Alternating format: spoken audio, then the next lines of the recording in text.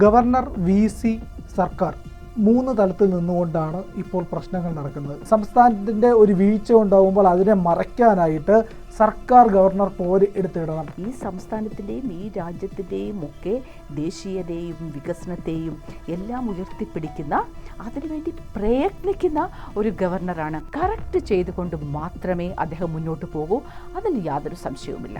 ഗവർണറെ കാണുന്നത് ഒരു കേന്ദ്ര സർക്കാരിൻ്റെ പ്രതിനിധി ഇല്ലെങ്കിൽ ഒരു രാഷ്ട്രീയ ശത്രു എന്നുള്ള രീതിയിലാണ് സർക്കാരുകൾ എടുക്കുന്ന നിലപാട്. അതിന് ഉത്തരവാദി ഈ കേരളം ഭരിക്കുന്ന ഈ സർക്കാർ മാത്രമാണ്.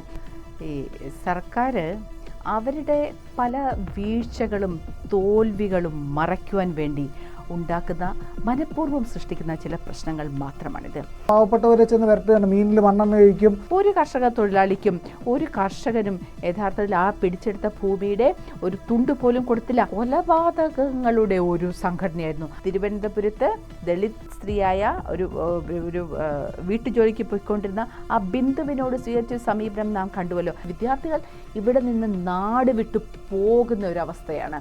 കൂടുതൽ വാർത്തകളും വിശേഷങ്ങളും നിങ്ങളിലേക്ക് എത്താൻ ABC മലയാളം സബ്സ്ക്രൈബ് ചെയ്യുക, ബെൽ ബട്ടണും അമർത്തുക.